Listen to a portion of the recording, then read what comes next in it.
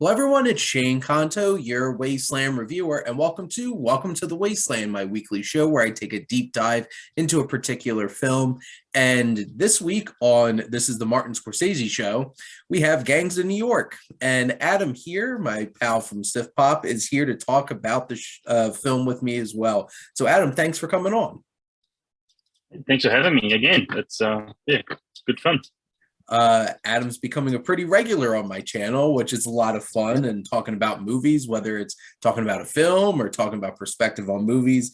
And I think this is going to be an interesting conversation because I even said this on my little TikTok review that I did after watching this, that like, this is one of the messiest of Scorsese movies. There's a lot of things to talk about in this movie, but That is one of my keynotes as well from watching it last night. Messy is, one of my keywords. There's a lot going on. But for those who have seen this show before we hop into our feature film, we always like to talk about some coming attractions. And this week for February 4th. So, Adam, what's your most anticipated film coming out for this weekend?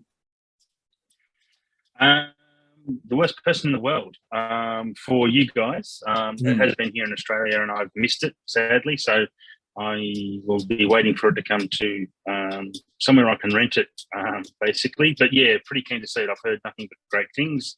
And from all reports, it's probably going to come second in Best Foreign Film next to Drive My Car, which is something else I'm pretty keen to see.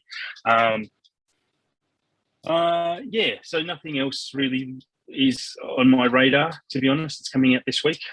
Moonfall, I'll probably never see that, to be honest. So. I watch basically anything and everything, so I will be watching it, but I won't be there happy watching it. I'll be sitting there like,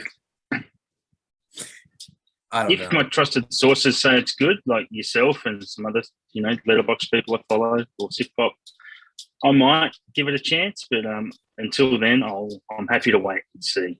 Yeah, the only things I've heard about it are from like John Campea and his crew, and their like immediate reactions after the movie, and they're just like, "This is so dumb and not in a fun way." And I'm like, dang, that was the only way I thought this movie was going to be fun.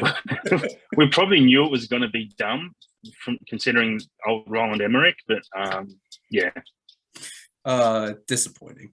Well, I don't know if it's disappointing if you didn't have real expectations for the movie. So now I never would have thought that this would be my most anticipated movie of this weekend. But I have to say, every time I see these trailers pop up, I get a laugh and a smile on my face, and that's Jackass Forever. Here's the thing. Never watched the show. Like, I've seen clips from the show, never actually sat and watched a whole episode of Jackass. Have never watched any of their movies, except for, what is it? Bad Grandpa? The one when Johnny Knoxville dresses up as an old man and walks around and gets into all kinds of stuff. And I remember watching that being like, calling this a film, that's a loose definition. But the string of gags going on in this are actually really funny. And I don't know, every time I watch this trailer, and I've seen these trailers so many times because it was in front of everything in August and September, because it was supposed to come out in October here and then got pushed back. And then it's been almost in front of everything since then. So, and I don't know why, when Steve was just like, they tell you, if you have a concussion before you're 50, you'll be fine. Knoxville's 49. I think we're good. And it's just like, I don't think it works that way. But I don't, like, I feel like I'm going to sit and watch this movie and laugh a lot. It's literally just going to be a string of skits, but you know what? It's a lot of fun. And like, I remember seeing the Impractical Jokers movie, and they like tried to force a narrative in it. I'm like, don't even try to fool me here. Like, I didn't even need that. Just tell me they're going to go across the country doing a bunch of stupid stuff, and I'll have some fun with it. but I'm pretty excited about Jackass Forever. So as long Cool. as I laugh, I'm going to be happy. And you know what? That's more than I'm probably going to do watching Moonfall. So, but Yeah. but the thing is, worst person in the world, and like from a film quality perspective, is obviously the one that I'm most excited to see because it's supposed to be up for Best International Film, and I'm all about that. And we might be talking about Drive My Car towards the end of the show when it comes to recommendations. But those are our coming attractions. So now let's talk about Gangs in New York. So Adam, why did you want to come on and talk about Gangs in New York? Look, I would have come on and talked about any Scorsese movie, to be honest. I'm a big fan, and well, I have. I even went back and watched Alice Doesn't Live Here Anymore for you, which was good. I really liked that. Gangs in New York, there was no particular reason why I wanted to talk about Gangs in New York specifically. I remember when I first watched it, because it came out in 2002, so I probably watched it in 2002 or 3 when I would have been able to get it on Blu-ray or something. I really loved it because I guess I was a bit naive and I loved anything Scorsese did. But you know, as you watch it and you get a bit more film snobbery into you as you watch a lot more films, then you know it hasn't held up as well, I guess. So yeah, no particular reason why I wanted to. Just happy to come and talk to you about anything, Shane. Yeah, and I'm pretty sure it was open. From what I recall when we were trying to pick movies. So yeah. I don't this definitely wasn't the one that like people were chomping at the bit to come on my show and talk about. It wasn't like The Departed or which I'll be getting to in a couple 2 weeks, I think, actually. Yeah. Goodfellas probably would have if my brother didn't call it first. So yeah, Goodfellas would have been all over that. And Departed, I think, had already been chosen by someone else. So I was scraping the bottom of the barrel. Honestly, I have a couple, like at least a couple of people. I might turn that into because I remember when I was doing Kubrick, we had like a party for Eyes Wide Shut for some reason. Did not expect that one to be the one that a bunch of people wanted to talk about. But was it an Eyes Wide Shut style party? the only thing that made it a party was the fact that Frank had alcohol. Oh, okay. Was chatting about it. But for Gangs in New York, I remember seeing this, I don't know, probably in college. And by the very end of the film, it made me irrationally angry. I was just like, for me, and we're going to start at the end, I guess. Because the thing is, this is a 2-hour and 47-minute movie. It's a commitment. Yeah. And what I committed to was this very intense revenge story. And Martin Scorsese tells me with 20 minutes left in the movie, it's like, that's not what this really is about. And then you get a kind of underwhelming and a bit anticlimactic final face-off to this big revenge story that's been driving this whole film, just for Scorsese to be like, you know what? The real problem was classism, racism, and just general bigotry. I'm just like, what? The narrative was lost. It definitely got lost along the way. I feel like for me, that's my biggest detractor from this movie is every time I get towards the end and it's trying to parallel the beginning with them all like walking in their gangs and getting ready to face off, and then all of a sudden it cuts away to a ship and there's like boom, boom, and everybody's just like, and then bam, cannonballs start falling and it's like, wait a minute, and then everybody scatters. Like, I have to say, it was a pretty interesting choice to have like the final battle and like this big cloud of smoke and stuff like that, and like Bill the Butcher's just like coming in and slicing Leo. Yeah, that was class. But I don't know. I just felt like narratively, from like a satisfaction point of view, I was waiting for this like just big blow off. And I just didn't feel like I got that to like the main narrative of the film. obviously you get a big blow off to the themes of the movie because it just becomes like complete utter chaos. And Yeah. and spoiler alert for this 20-year-old film, like almost everybody dies. Almost. Yeah. And it comes like a ridiculous bloodbath, and you're just like, and as someone at that point who had never heard of like these kinds of events happening in New York City, saying like, this stuff actually happened, and you know, this is based off of true events, that these kind of riots happened. Which, like, I don't know about you, but I would be pretty mad too if like I hopped on a ship to come to a new home. I get off the boat and they're like, you see, you're going to fight in a war for us. So get on this other boat. Yeah. And it's just like, what? Yeah. And it's very interesting because it's not like Scorsese doesn't set up these ideas throughout the whole entire film, because he does. There's plans throughout the whole entire film.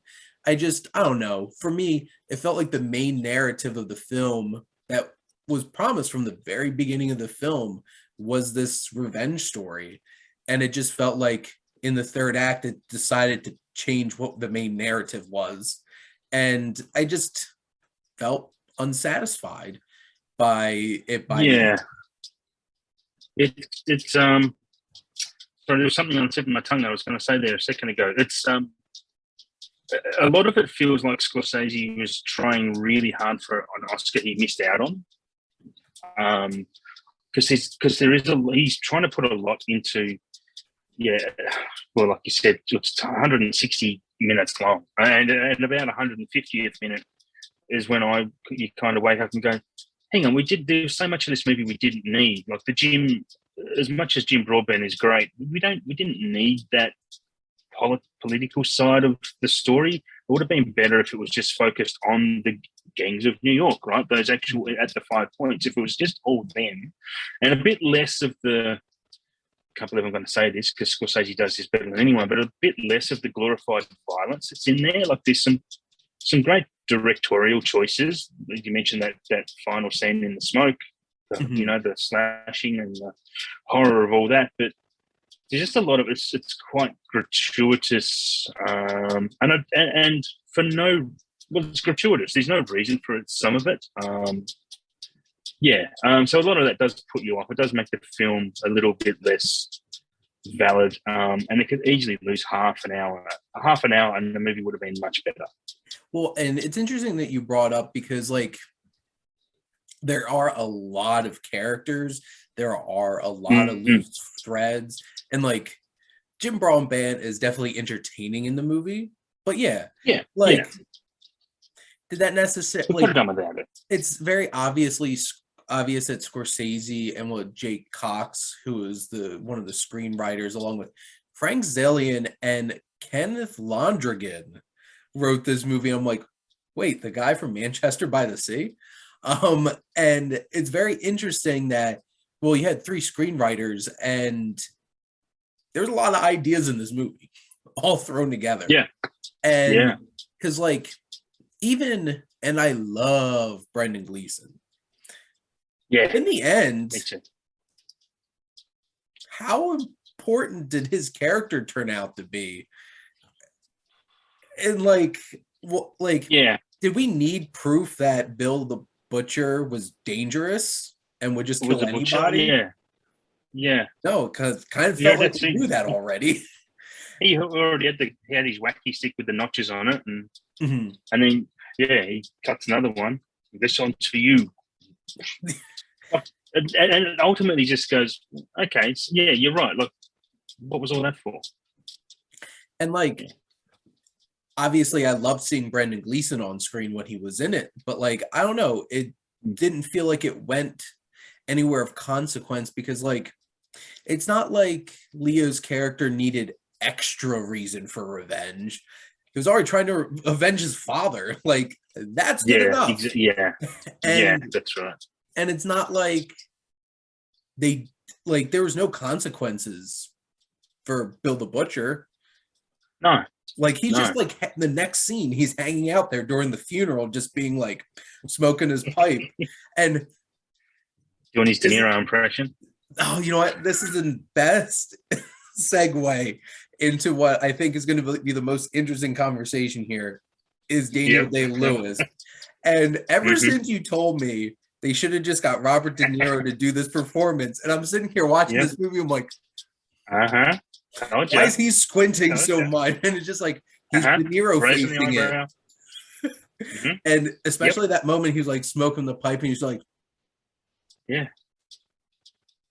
challenge accepted. And it's just like, oh my God, it could have been Robert De Niro. That would have, and I would never have thought that. And then you pointed that out. I'm like, now I can't unsee it. I remember that being my view when I first watched it. Back 20 years ago. I was like, he's just doing De Niro. He's doing De Niro's face with Pacino's voice for the most part. That's what it's like to me. And I think, and Daniel Day-Lewis is the GOAT. He is the greatest actor of all time, but he is, and he's not bad in this, but to me, it's just a really poor impression. It's the worst I've ever seen him, for sure. And people will fight, will abuse me for that.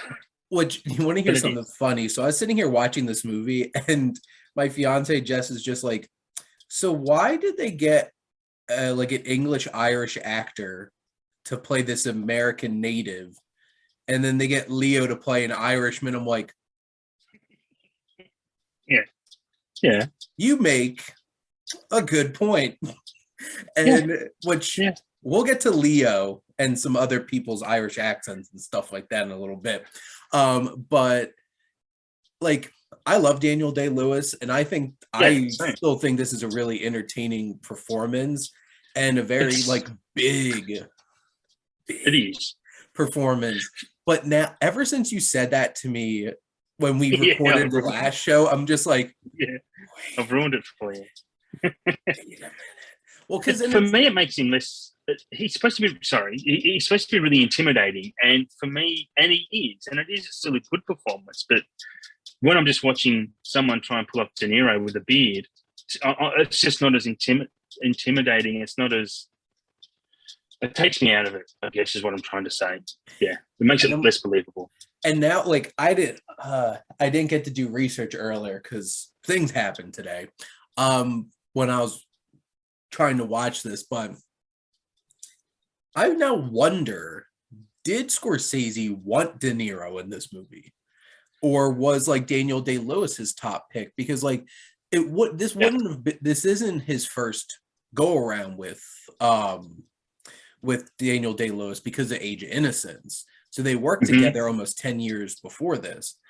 But and it's such a New York movie, and it is kind of weird that he didn't have it's like, was De Niro and Keitel both busy when this was happening? Because like, you know, most of his films that are like that purely like New York thing and like gangster movies, it's like those were all Keitel and De Niro movies. And obviously this is the dawn of his new muse, because absolutely with Leo taking over and how many movies he's done with Scorsese since. And a new one too, which I'm pumped about. Which has De Niro and DiCaprio in it. Yeah. Except neither of them are the lead apparently now. Jesse Plemons apparently is. But yes, that's a hell of a cast. It's definitely looking like that way. And speaking of hell of a cast, though, there are so many actors in this movie. And I think it'd be interesting to like kind of run through this a bit, because like obviously we just talked about Daniel Day-Lewis, and like Daniel Day-Lewis got nominated for an Oscar for this for lead actor.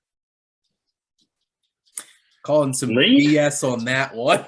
Yeah, me too. Like nobody puts Daniel Day-Lewis in the supporting category. But speaking of the actual lead of the movie, Leonardo DiCaprio, what are your thoughts on Leo in this movie? Look, I'm a big fan of Leo, and a lot of people, I've heard some people say that this movie was the first time they saw Leo outside of that pretty boy, he can actually act type of role. That's kind of surprised me because I saw What's Eating Gilbert Grape and I saw the Basketball Diaries before this in the 90s, and from the Basketball Diaries I knew this kid could act. Like, he was incredible, and the way, and what helps me know if someone's a really great actor is when they can cry, and DiCaprio can cry better than anyone on the planet. I could bring up a controversial point about a completely different movie that came out last year that everyone. I won't digress this though. But in this, he's serviceable. He's more than serviceable. I don't think he's bad by any means. But, accents aside. Yeah, we could say accents aside for a decent amount of people with Irish accents in this movie. But like, well, I think they put them aside too. The longer filming went on, they put them aside themselves, right? Like the accents they kind of fade away as the movie goes on. Yeah, a little bit. There's definitely moments where you could tell like Leo's just kind of like, poof, where'd it go? But which is interesting because what probably was the first movie I saw Leo in, which I don't know if I should have watched. Actually, I don't know if this is rated R. I think it is. The Quick and the Dead. That Sam Raimi Western where he is like Gene Hackman's son. And he did a really good job in that too. Yeah. And like obviously he was like the young, cute, like gunslinger, and like Gene Hackman's like cold-hearted bastard of like whatever the hell he just ran the town. Didn't matter what his role actually was in the movie. But like I love that movie. I have so much fun with that. Me too. But like it's a great B grade Western, I think. Yeah. It's fantastic. Yeah. But like I still say sorry. Go ahead. Sorry. There's a quote in there from The Quick and the Dead where every time someone asks me how to spell something, I just say correctly. There's a guy in the back. How do I spell that? He goes correctly. I still say that. There you go. But I think Leo does a fine job acting in this film, besides the accent. And I think it's like, for the longest time, I thought it was like, this is a hard first leading performance for him in a Scorsese movie when he has to act against Daniel Day-Lewis most of the time. Probably like, well, obviously is very intense on set since he doesn't leave character.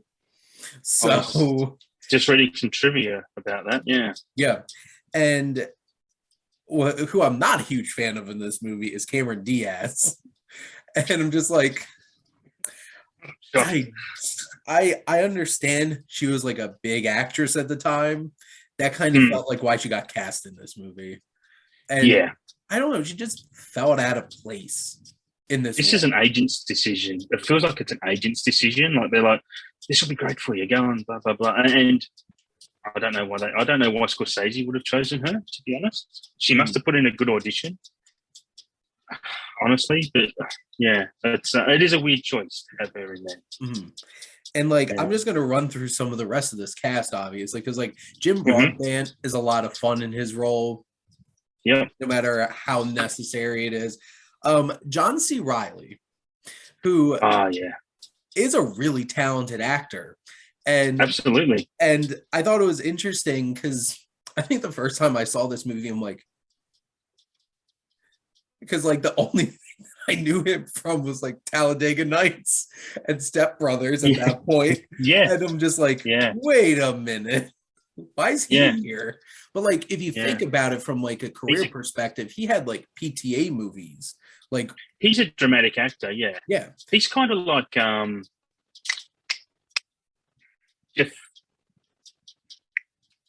the guy from Dumb and Dumber. Oh, Jeff Daniels. As a kid, I'm just like, actor. He's Harry. He's Harry from Dumb and Dumber, but like, he's a really talented actor. He's a brilliant dramatic actor. John C. Reilly's in the same class, in my opinion. He does a really fine job. And it took me until the credits started rolling that I realized that Leo's friend in this who betrays him is Elliot. So, which is so weird because I'm like, wait, that was Henry Thomas? Because like I know what he looks like now because he keeps popping up in Mike Flanagan movies and TV shows. And because he was in Ouija's Origin of Evil, Haunting a Hill House, Haunting of Blythe Manor, and stuff like that. And I'm like, wait a minute. And we do have to spend some time here because I have to say, this movie does have one of my favorite openings of a movie, which also feels like, oh, it should have been a climax of a movie. It like, yeah, it could have been. Yeah, jumps right in as Liam Neeson.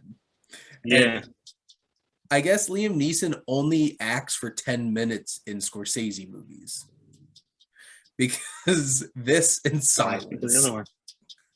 Oh yeah, yeah. It's like we all want to see Liam Neeson the whole entire movie of Silence, Yeah, and then get like 10 minutes of him. But like I just thought he was such a great. That was such smart casting to have him yeah. as Valen at the beginning of this movie, and he brings so much weight to that character. And I wish that he was in more. Like, I think you bring up a really good point. Sorry, I wish he was in more dramatic roles now. Yeah, like, do I need like how many other more now. action thrillers of Liam Neeson's can I possibly get? Yeah, and he said he was going to quit doing that, but then he's got a new one coming again. What, Blacklight comes out in like 2 weeks? Yeah, something. It's something I'll never watch. Like there's a lot of I don't watch his movies. Since Taken 3, I just stopped watching his movies because it's like you fool me once, shame on you. You know. Well, and but I think you bring up a really good point that I think a better movie would have been a prequel to what we actually saw, right? And seeing I will pay money. Yeah, we'll see that. Yeah, we should campaign for the Gangs of New York prequel. The 5 points. It's like I want to see what led up to that. I really do. Yeah, and have Liam Neeson in it the whole entire time. And like, what's so amazing is that opening sequence sets up so much. Sets up so many characters. It sets up a lot of personality. Like, you can tell from the second that him and Brendan Gleeson interact with each other. They have a whole entire history. Yeah. And the amazing shot of them coming up out of the catacombs and that camera like pulling back, and you just see all of the different things happening. Like there's sex workers, there's boxing, there's everything going on in that whole entire scene. And it's just so interesting that it's like the amount of time Scorsese takes to really absorb the city in this film is so interesting. And it's great filmmaking because there's so many inspired from this was his frequent collaborator Ballhaus that did the cinematography.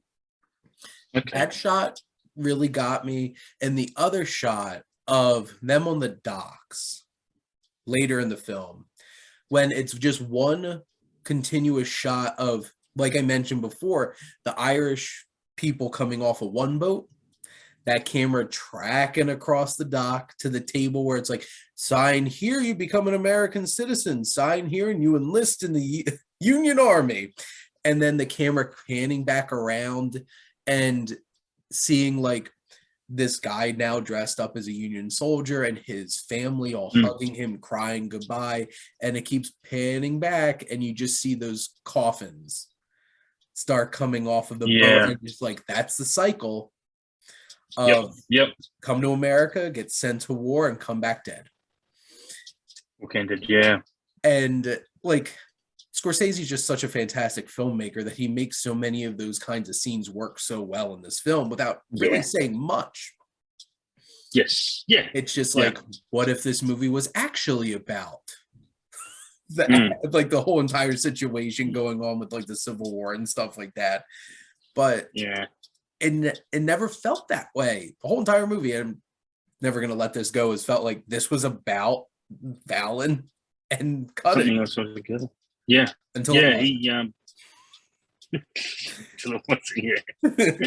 but like, and just to throw out some names, because like Stephen Graham has a small role in this, which he comes back later in The Irishman.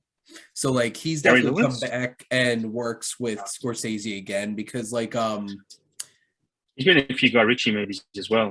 Yep. And Eddie Marcin's in this too. He was Jim Broadbent's like right hand guy, who also is in a lot of Guy Ritchie movies. And you have, let's see, there's a lot you got of to bring up Gary Lewis as McGloin, the bald guy. Yep. Who come up and at the end? He's great. Yep. Who gets? He's fit. Like he's like Wild Bill's right hand man, isn't he? Like he's one of his henchmen. Yeah, because he was one of the dead rabbits who then becomes one of Bill's right hand man. And then you have like P.T. Barnum, and you have like the really rich people, and it's like there's a bunch of like really famous older character actors playing those roles and stuff like that. It's like, this is one of those kinds of films where you could just go through this whole entire movie and be like, I've seen you before. I've seen you before. And it's such a great cast. And like, the unfortunate thing is not everybody's on their A game. Looking at you, Cameron Diaz. But like, it's just such a big ensemble. And what's very interesting from like a filmmaking perspective is it feels very like modern filmmaking, because like it's interesting because like watching something like Age of Innocence, which Scorsese did, feels like a period piece. It feels like it was filmed like a period piece. It has that flow. And then you watch the opening battle of this movie and like the music in the background from Howard Shore and just like the camera angles and the slow-mo and everything and like the hyper speeding up. It just felt like this has a lot of rage and attitude about it. And it's like Scorsese's been doing films for like decades at this point, and he's just like, still got it. Coming in with like a vengeance. He does, yeah. He does. He does. I don't think he's lost anything. Like, you know, a lot of directors have their quiet periods. They're lesser known, like Spielberg did. And he's come back to the vengeance as well, you know, a bit later with some great movies. So, yeah, it's maybe it was a bit of a... Like I said before, I think he was doing all that fancy stuff, trying to get his Oscar. Buggered up the tone and the narrative of this movie. Just needed to wait 4 more years. Finally got his best director Oscar for The Departed.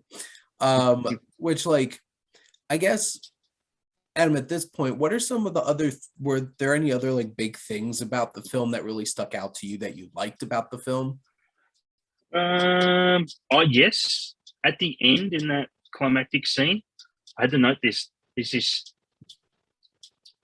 incredibly annoying Irish flute playing over everything, and it just bugs me so much. It's really annoying to hear. Like, I understand it's an Irish-based movie, but this flute just ruins my ears when you're trying to watch that climactic scene. It's really bad. It's you know, the dogs in the neighborhood were barking. You know, watching that last night. It was driving me crazy. It's like that meme that keeps popping up of like the flaming piano. It's like someone going too hard. It's just like, that flute's on fire. Going so hard. If you watch the last 5 or 10 minutes of that movie again, just pay attention to that flute. It drives me nuts. What else have I got?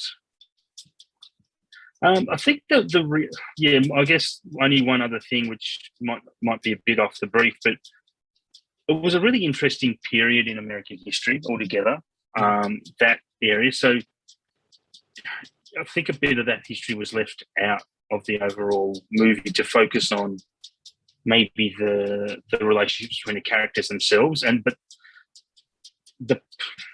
it might sound like I'm talking against what I said earlier about the politics of it. Like, we didn't need the politics. The focus could have been more on the gang. So, because that was quite interesting how that all, you know, all these groups came together, and that melting pot of.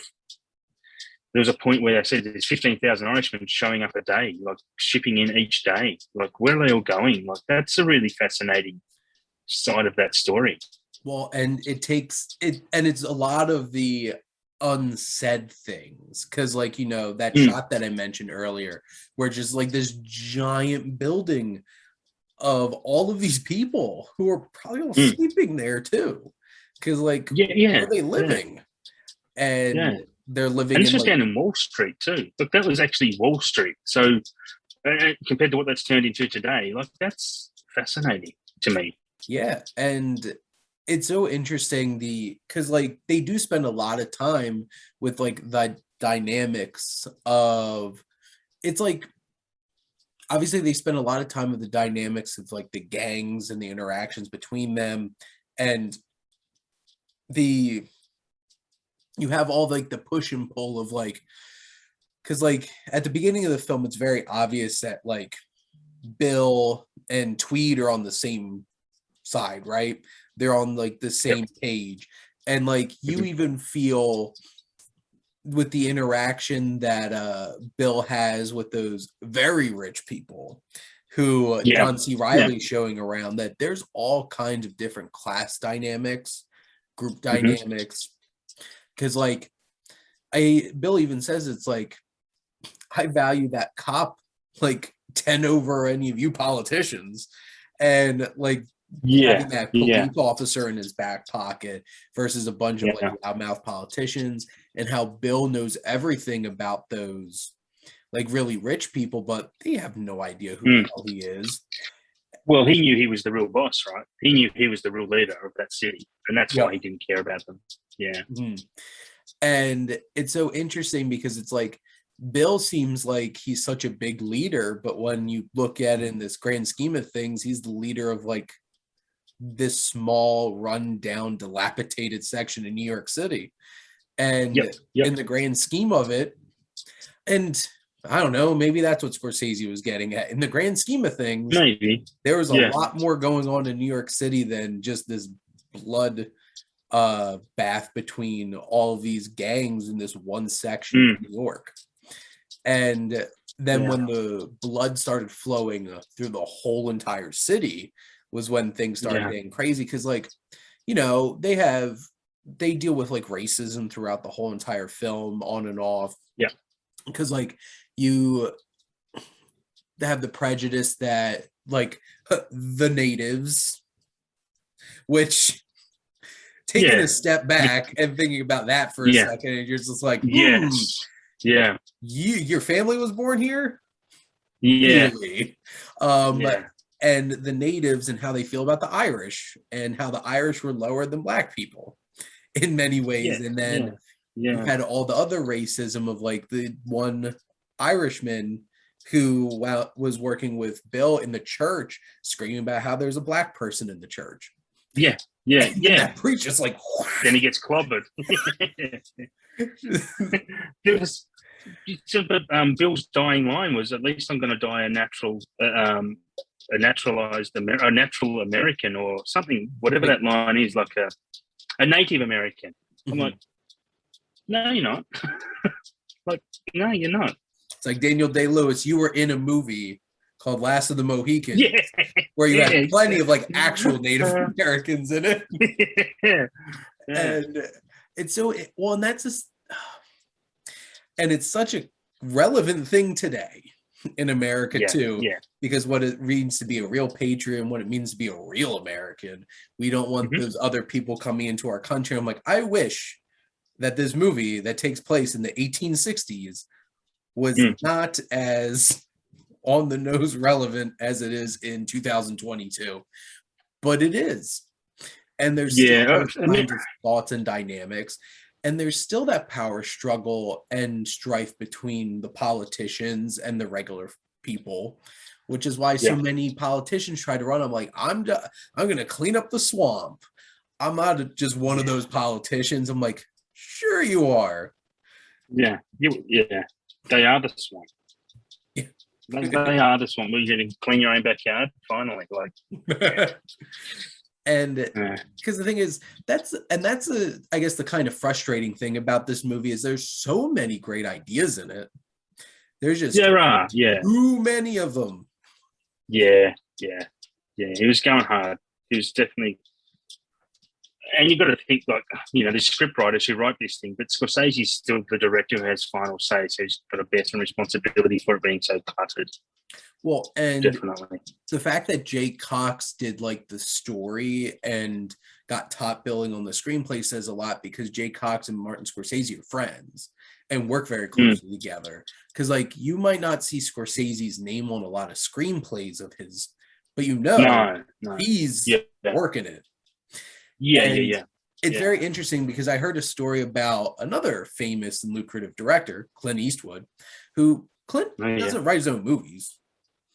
I don't think Clint Eastwood's ever written any of his movies, to be frank, for the most part. But what he does is, boy, does he mark up those scripts, and he makes it his own. But what was the really interesting story that I heard was he got the script for $1 Million Baby, wrote it all up, like cut it all up, and then was like, never mind. And then just used the script as it was, and it came to him because like, no, I can't make this better, and just went with it. But you know, like you can tell obviously that Scorsese has a lot of heart in this film because like New York means so much to him. Yeah, of course. And it was such an interesting thing because like you know, when the credits start rolling and like it starts like going into the future and you see like modern New York, and the music that starts playing at the end is a U2 song. And just is that like the Streets Have No Name or something? It's just like, oh, Irish. And but like it's kind of expecting it to be a Rolling Stone song. But you know, it's like this definitely felt like a passion project, and Scorsese had a lot to say.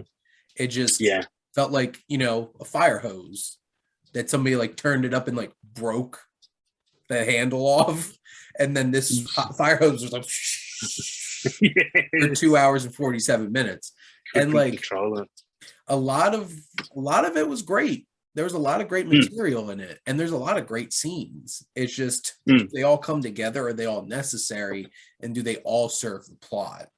And I don't think that you can really say that. And also, does it serve the narrative? Which one? So yeah, that's right. Yeah, which of the at least three? At least three. If you want to see, you're talking about how New York City is a passion of Scorsese's. Last year, he had a series come out on Netflix with Fran Lebowitz. Have you seen that? Yes. Pretend It's a City. I love that. That was a lot of fun.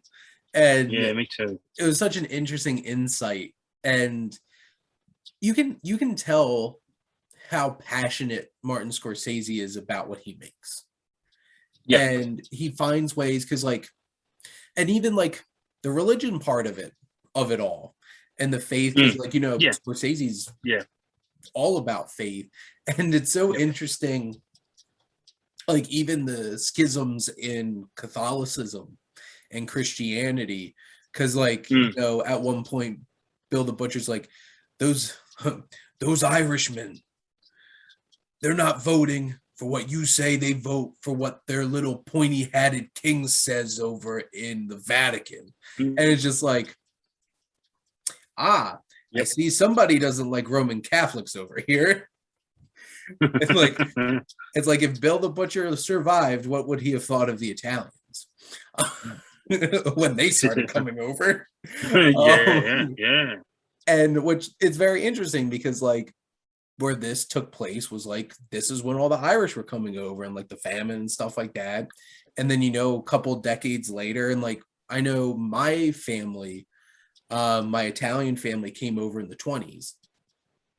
And they landed in Philly though, which I'm pretty sure you could just take like same kind of thoughts and stuff like that, because my grandpa married a young English and Irish girl, and people didn't like that.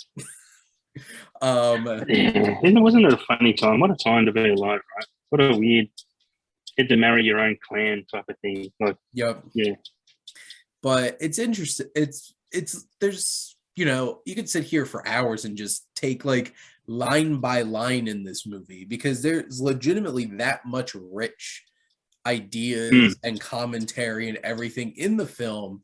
It's just, you know, trying to pull it all together and making it feel like it's really meaningful and useful. But like I have to say, this film has a lot of energy, and like I never once feel like watching this film like this does feel like it's almost 3 hours, because it's always going somewhere. Yeah, and it doesn't drag, that's for sure. It's always going somewhere, always has energy, and everybody's committed to doing what they need to do as an actor. It's not exactly all of them are the best and fit the best into the film, but I just feel like this is a very flawed film, but you know, a very flawed Scorsese movie is still better than a lot of movies. So 1000%, yeah. Despite all the negative I've said about it, I still give it a 3 stars, which for me is it's worth checking out. It's definitely worth watching. Mm-hmm. But just don't expect it to be peak Scorsese. That's for me. And it's definitely not peak Leo, but it's the start. No. Because like I know next week I'm going to be talking about The Aviator, which Leo kills it. And it's been a long time since I've seen that. Kate Blanchett kills it. She won an Oscar for that. She does. Kate. It's Katharine Hepburn. Yeah. Kate. She's awesome, Kate. Yeah.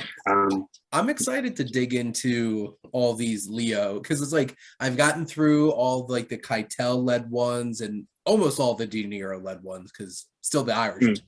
But now it's like that dawn of Leo, and like this and The Aviator and The Departed, which The Departed has so many people in it. And then Shutter Island, which I remember watching that for the first time and then finding out later that it was a Scorsese movie. I'm like, what? Yeah, it is. The only way you know is because Leo's in it. And then Wolf of Wall Street, and then Killer of the Flower Moon, and then I was just looking up his next project, Roosevelt, also has DiCaprio. There you go. For next year. Yeah, what's that going to be, like their 7th collaboration? It's IMDb. Yeah, that's where I have my spreadsheet up with all of my recording schedules, so I already have all these movies. Because Gangs of New York, The Aviator, Departed, Shutter Island, he wasn't in Hugo, Wolf of Wall Street. Was it really only 5? Yeah, but then we got Killers of the Flower Moon, and then Roosevelt, so that will be 7. He's not in The Irishman that I'm aware of. Hidden somewhere in the background. The Irishman had a lot of interesting casting choices too. It was like, I remember when I found out Ray Romano was going to be in The Irishman, I'm like, yeah, really? And he did a really good job. And he's fine. Yeah. And like Jesse Plemons popped up in that too. I remember when everyone's like, Anna Paquin's going to be in him. Like, but was she? She was for like 3 seconds or something. Yeah. And she was. Was she also in? That reminds me of the Christina Ritchie role in Don't Look Up. She's just. Do you remember that in Don't Look Up? She's at the some board of directors. She's standing up. It might be the tech company, actually. She's in it for literally 15 wasn't seconds. That Christina Ritchie? Wasn't that The Matrix? Oh, The Matrix, is it? Not Don't Look Up. Sorry, my bad. My bad. Random cameos in both of them. Right. You know what? They're both very divisive movies that came out at the end of last year. So watching so many movies. Like, I think I've watched nearly 100 movies the last 2 months, and they're just all blending into each other. So hey, that's fine. Yeah, there's a lot of people in Don't Look Up, and if I'm gauging what I think you were laying down, I wasn't like, I enjoyed Don't Look Up. It didn't really like blow me out of the water, but Leo did. I Don't Look Up I've seen it twice, and it's a 5-star for me. I love it. It's one of the best. It was my 4th favorite of last year. Gave it ranked 4 in my Sifties. I think it's astounding. I really do. I legitimately think that Leo should be at least in conversation for best actor. He's brilliant. For that. They are all brilliant, and that's what's going to let Leo down, is that they're all so good that his great performance is going to just seem normal. Mm-hmm. Because he is great. And no, he wasn't a movie with Streep. Well, that's a good point. And she'll get nominated though. He won't. How much you want to bet she's getting nominated for Best Supporting Actress? Oh, Because man, she won't want to. Jonah Hill's better than she is in that. Jonah Hill's great. In a world where Meryl Streep was nominated for an Oscar for Into the Woods, she could get nominated for Don't Look Up. Because, like, not to say that she wasn't great in Into the Woods, because she is. It's just a matter of, like, Streep will get nominated for anything. Yeah. She just has to appear on a film. Well, it's surprising she never got nominated for that Soderbergh movie she did 2020, The Report, with Adam Driver. Oh, no, sorry. Was it that one, The Report? No, it's the Netflix one. Was that the one Panama on the Paper one? Oh. The Panama Papers one. Oh, yeah. She was in another Soderbergh last year where she was on a boat and she was an author and she was hanging out with her friends and her grandson. Yeah, I've heard about this. I think they reviewed it on CinemaSins and they liked it. And then I've heard other people, they hated it, and other people said they liked it. I thought it was interesting, and apparently it was all ad-libbed. Like, they just were on a boat and was like, go at it. Because, Soderbergh has to do something different with every movie. So Soderbergh's awesome. Yeah, I know his goal for Ocean's 11 was to create the coolest movie ever made. I'm like, pretty sure that he succeeded. Was that really his goal? I don't know, but he succeeded. Yeah, he did. Have you seen Unsane, the one he shot on an iPhone 8? Yeah, sitting somewhere over there. I remember checking that out and being like, I was on edge the whole entire time. Yeah, it was great. And now my favorite thing in Soderbergh's movies is waiting for when Matt Damon's going to show up. Randomly. Wasn't that a random twist in No Sudden Move? All about catalytic converters. I'm like, what? What? This is not. This just. Where does this come from? Where'd you come from? I feel like we could talk about this now because this movie came out almost a year ago. But I'm like, when Matt Damon show up? Yeah, just pops up, and it's so annoying because he gets his money back. I'm like, God damn it! It's his money back. That fisheye lens was a very interesting choice in that movie. Yeah. But we digress. Maybe Soderbergh will win my tournament, which we're starting round 2 tomorrow. Ooh. Okay. I've made it through 64 days of round 1 because there's 100. I was going to say, there's 120. I've been voting a lot. I've been voting a lot. So round 2 starts tomorrow with Wes Anderson versus. You might as well skip it all and just go to Christopher Nolan, honestly. Well, tomorrow is Wes Anderson versus Paul Schrader, which will be interesting. Okay. But not gonna lie, I'm pretty sure this is just gonna come down to Nolan and Tarantino. Yeah. And by the way, call me up. I'll be on the bench waiting. Yeah, if it is, I'm just doing them back to back because, like, they each have like 10 movies, so it'll be. It's not even together isn't even half of the journey that I went on with Scorsese. Yeah. So there you go. But coming into our final segment on the show is some recommendations, and I'm very excited about Adam. So Adam, tell the people about what they should go check out. Yeah, I'm very excited about it too. So I'm going to give a long-winded story because that's just how I roll sometimes. The other night, going to bed, as I do, I just kind of scroll through TikTok as I go to sleep, and I come across a clip of a British show called Murder in Successville, and it's just a clip. And so I looked it up because it was hilarious. I looked it up what this show was, and it's effectively a completely improvised show. They have one special guest a week, a celebrity who comes on into this town to solve a murder mystery. And they have the cast of regular characters. All the characters in this town of Successville are actually named after celebrities. So they have their cast of actors impersonating celebrities.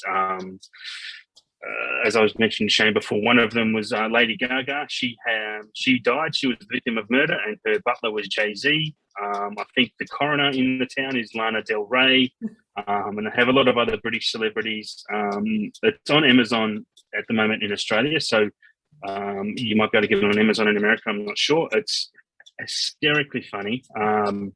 Because the celebrity guest has no idea what's going on, so they break all the time. So you basically are laughing along with what they're laughing with. They say these most outlandish things that are deliberately designed to make the person laugh, and then sometimes the celebrity guest is in on the joke and fires a little bit back, which can then sometimes you'll see the cast break as well. It's very rare, but it's great. But the thing about this series, there's only 3 series of 6 episodes, started from 2015, 16, and 17. But next week on Netflix, they released a show with Will Arnett called Murderville, which is basically an American version of this show. So I'm pretty keen to watch that. And this the Netflix series, I know the guests at the moment are Kamal Nanjiani. I think it has Annie Davis from Schitt's Creek, and off the top of my head, I can't remember. There's a couple of other big names in there, though. Mm-hmm. And the previews look, the trailers look pretty good, actually. So keen to watch them all. And after this, I'll be going to watch more episodes of Very Successful. It's sensational. I'm sure when my fiance Jess and I are done catching up on Cobra Kai this week, we'll probably be watching Murderville. It's funny because we were binge watching. We take turns picking what we binge watch, and her pick was Twin Peaks, and we made it through the first season of Twin Peaks, and then a whole bunch of shows came back at the end of the year, like The Witcher and a whole bunch of other things. So like we've been trying to catch up on that stuff so that we get back to Twin Peaks, and now I'm like, this show is coming out. I'm like, I think Jess is going to want to watch this. Only 6 episodes, so it shouldn't be too much time. Oh yeah, because like I just watched Bloods, which is another British show, and it's about like odd couple EMTs. It's like it's like a young black man and a middle-aged white lady. Really?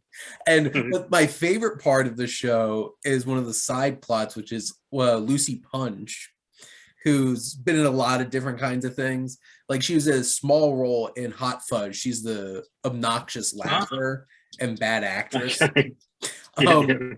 She is hitting on one of the other EMTs whose wife I think she died like a year ago, and he hasn't gotten back on his feet. And it's one of the guys from the Mighty Boosh, Julian Barrett. Right. And I'm just like, their back and forth is great, but it's a British show, so it's 6 episodes.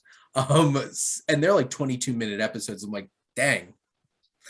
I'm going to recommend you another show now with Julian Barrett. It's on Netflix in Australia. It's got Olivia Colman and Julian Barrett, the dude from the Mighty Boosh. It's called Flowers. It's only 2 seasons, and it's kind of this depressive comedy. It must have been 2 or 3 years ago I watched it, to be honest, but might have been during 2020 lockdown. It's really interesting. You just reminded me, because I know everyone's into Olivia Colman all of a sudden. I'm not sure, another Olivia Colman comedy that she's in, I'm not sure if you've ever heard of, called, why has it slipped my mind? Peep Show. 9 seasons of Peep Show. It's another British show. She kind of plays... She's only a part actress in that, where she plays the guy's girlfriend. And the whole show is basically 2 guys who live in an apartment together. They're both dumb as mud. Or one's kind of smart. It's kind of like an Odd Couple thing as well.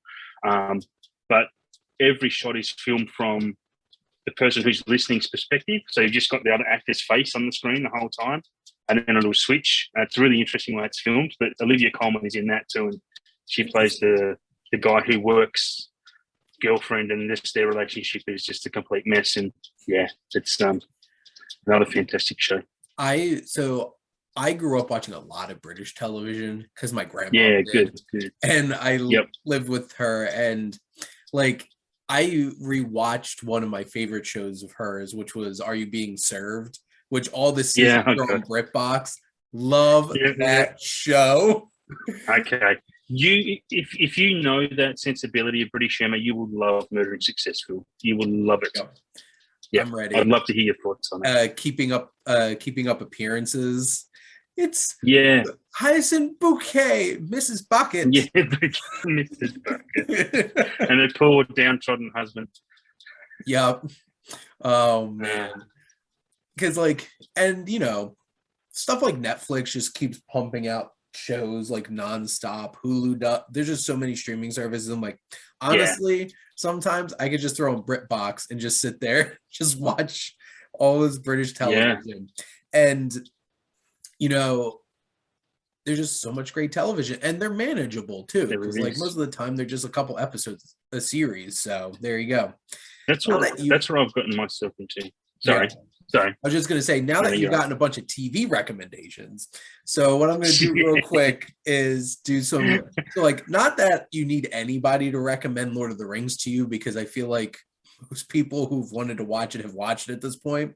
But, rewatching Fellowship last night, that is the quickest 3-hour movie I think I've ever watched.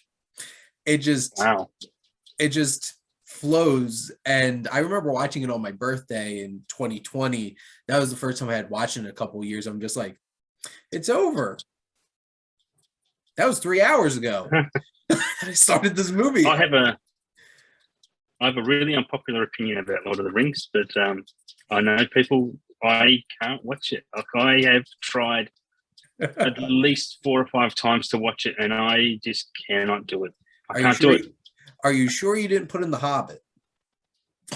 No, it's just I haven't even tried with that. I just haven't even tried with that. I just something about. I'm not big on the fantasy stuff. Well, if you're not big on fantasy, like Lord of the Rings is just like fantasy. Yeah. I just can't get into it. Sadly, I wish I could. What's funny is I remember looking at my watch, watching the first Hobbit movie, being like, when is he leaving the Shire? And it literally takes 50 minutes. And it's just like, what? And, I was just watching a little earlier. It's so funny because my fiance doesn't like horror movies, but she loves dumb horror movies. Like just having like a dumb horror movie in the background that she could laugh at while she's just doing whatever. And we watched this really, really bad one.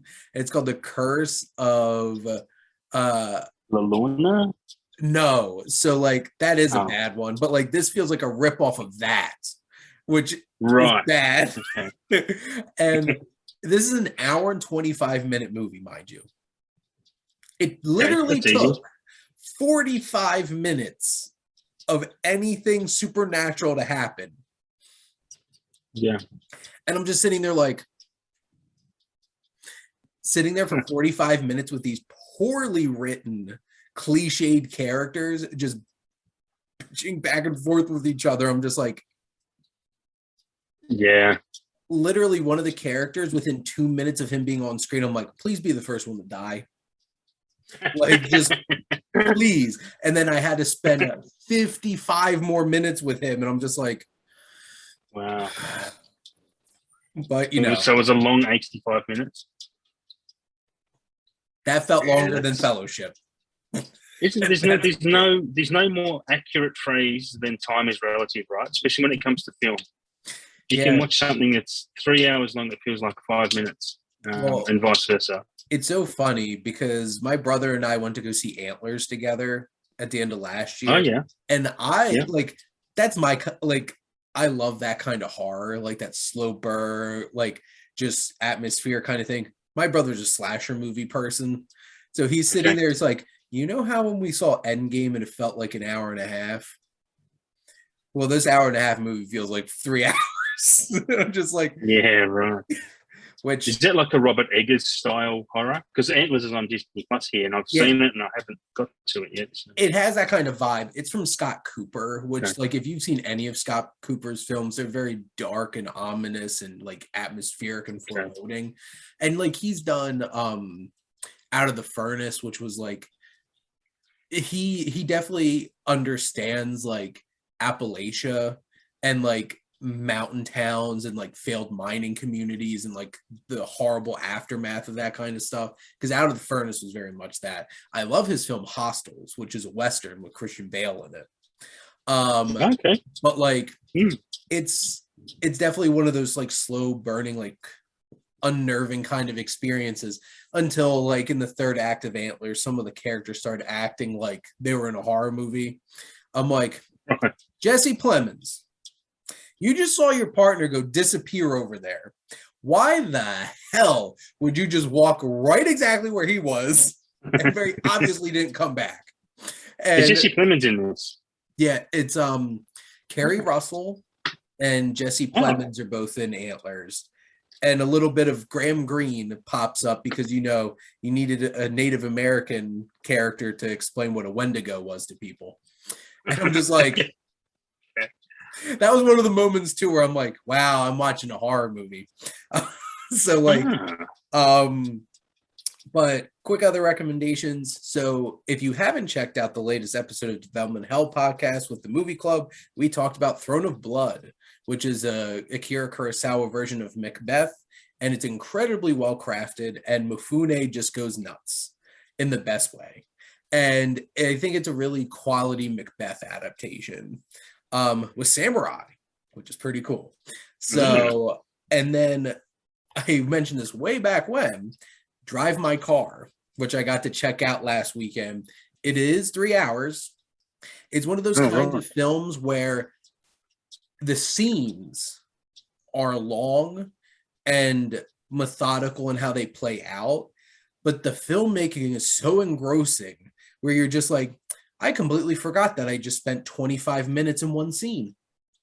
But I'm just like drawn in by the actors and the performances and what's going on screen. And it has a lot of interesting themes in terms of grief and guilt and how we process our relationships and finding the most unexpected ones. And it also, on like the side, is really about the artistic process, because like the whole film's about a theater actor / director and him trying to put on a Chekhov play in Hiroshima, and the whole entire process of putting this show together. It's a really great film, and I'm like, I could definitely see why this is becoming one of the front runners for international film, because you have this, the worst person in the world, a hero, Parallel Mothers. I love Parallel Mothers. I feel like for some reason, because it's a famous Almodovar, like it's an Almodovar film, like why isn't anybody else talking about it? Like, this is a great international film.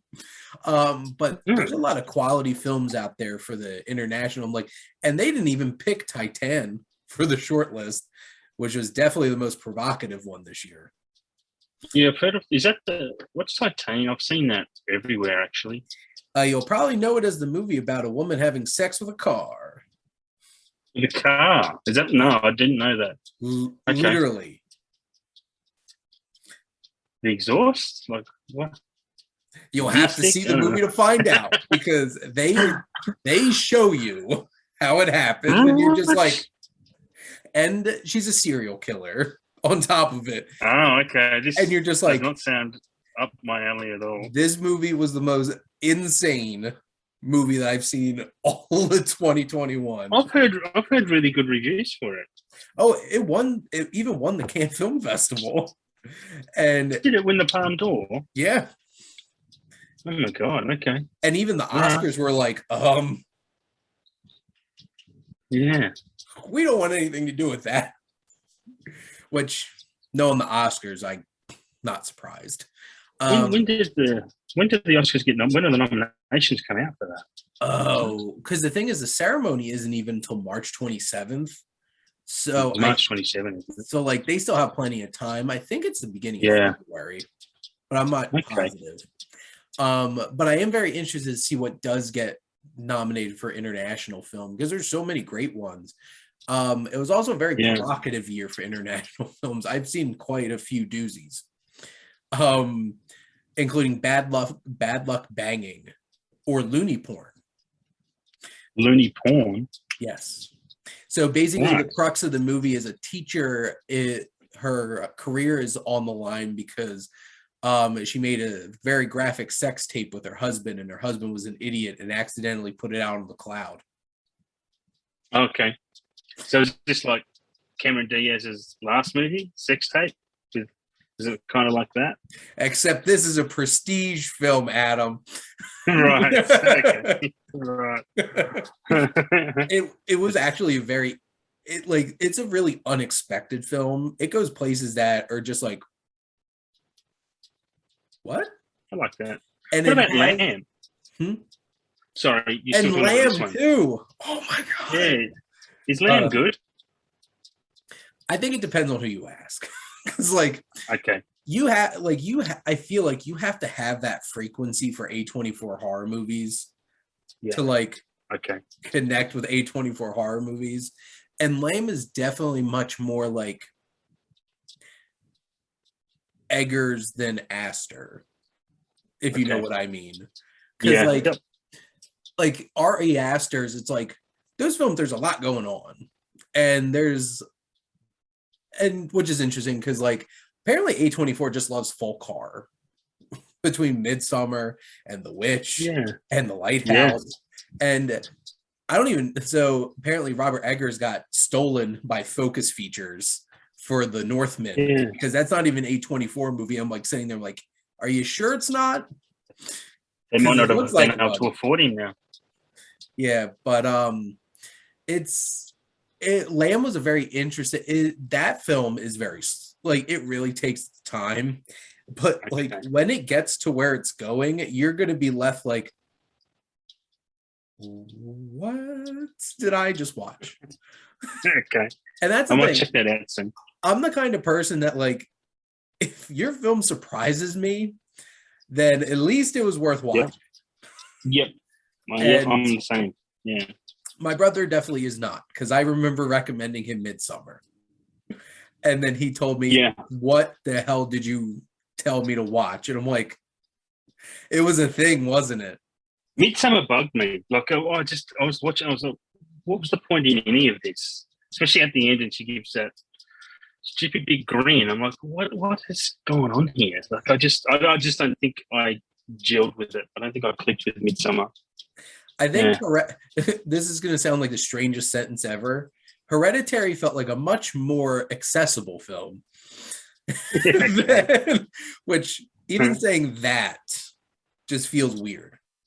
Yeah. Because how I describe Hereditary, which honestly I think is one of the greatest horror films of like the past decade, and Toni Collette was on fire. Yeah, not like one of her cast members literally in the film. But there's 2/3 of a movie there that is some of the most devastating human drama I've seen in a movie in recent memory. And at that point, you're just so emotionally drained. And then the third act happens like, oh, you drained yet? Yeah, okay. I have something new for you. And I need to watch Hereditary. I need to watch it. Then that third act happens, and then you're like you're so emotionally drained by all the drama happening in Hereditary that your body's not prepared to protect you from what the third act of that movie has in store for you. A24, such an interesting keeping movies interesting. That should be their slogan. Yeah, absolutely. We need more studios like that, because when you look at the box office, and I was looking at the box office the other night, and the top 10 movies of all time, I think 7 of them are now comic book movies. And it's kind of annoying to me, honestly. I mean, comic book movies, I'll watch them. I'll go and watch them. But really, I mean, I don't know. That's what people go to the cinema for now, spectacle. Because this is where cinema will die, is that people can watch all that other stuff at home. I guess you have good enough setups at home now with the quality of screens and sound and blah blah blah. I mean, I know I do. I'm guilty of it. Like, I'd much prefer to stay at home and risk going in there catching diseases because of a film. You know.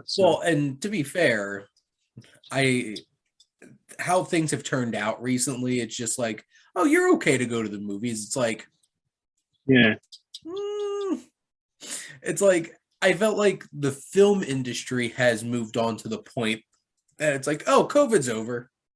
It's like, is it though? Well, I think the world has now. The world's just gone screw it. We're just like, we have to deal with it.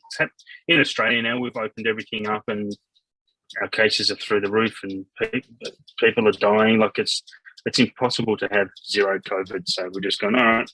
We've got most of the country vaccinated. If you're not vaccinated, deal with it. That's the way we've gone. Yeah, that's been America since like halfway through 2020. Yeah. Or even just the beginning, to be perfectly honest. But like, you look at the box. I was just looking at the box office numbers for this weekend. Lovely tangents here, but like, Spider-Man's making $11 million this weekend. Scream's making $6 million, and then nothing.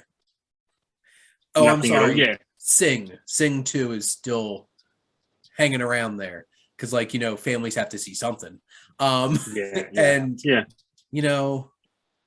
it's a barren wasteland right now in terms of actual movies coming out.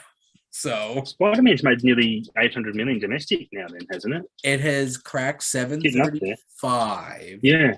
And it's within strike $25 million of Titanic.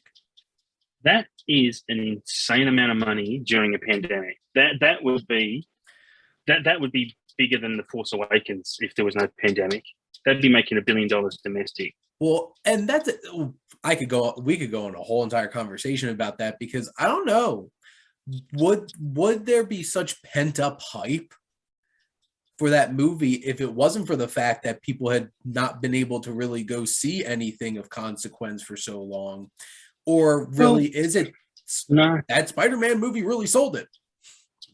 I don't know. It did, but then Shang-Chi came out before that. I mean, that did really well, considering that made a couple of $100 million for a pandemic. I think Spider-Man itself.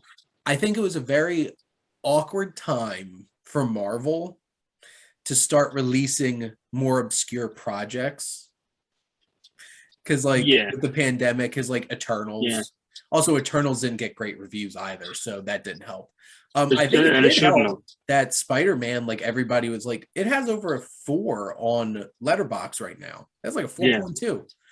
It's just like this tower of 5-star reviews, and it's just like people loved it and they fell in love with it. And I guess there's a lot of FOMO, not wanting to be spoiled, because everyone knew Toby and Andrew were in it. Well, and officially they do now too, because Marvel even are talking about it. So, are they? Everyone's seen it now. So if you haven't by now, then too bad. And people still see it for a 10th, 11th, 12th time in theaters. Well, I went to watch that in the theater. That was something I went and did with my boy. Went and watched. That was the last thing I think I saw, and it was awesome. It was good. Yeah, I really, really liked it. But it's interesting because bringing this back to tie this all back together with Scorsese. It's not like his movies make a ton of money. No, which is very interesting. Except like Wolf of Wall Street. That definitely. Same as Tarantino. Tarantino's the same. Like, I think Once Upon a Time, strangely, was his highest grossing movie. Yeah, that and Django are the two, I think, highest grossing.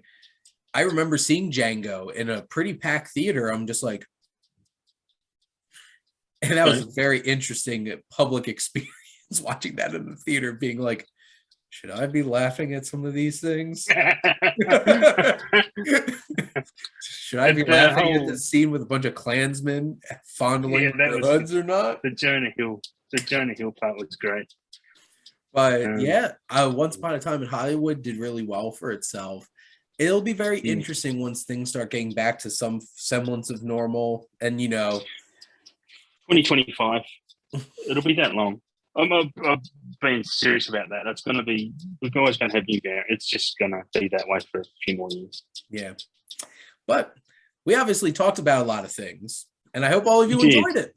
So, but Adam, thank you again for coming on. And if you would like to shamelessly plug anywhere people could find you and your thoughts on movies before we wrap up. Yeah, Letterboxd. Find me at Kerbrider, Kerbrider on Letterboxd. You can hear some of my ramblings on there. because I've certainly reeled on a bit today. Hey, there's a lot of great conversation, and thank all of you out there for always tuning in and supporting your Wasteland Reviewer.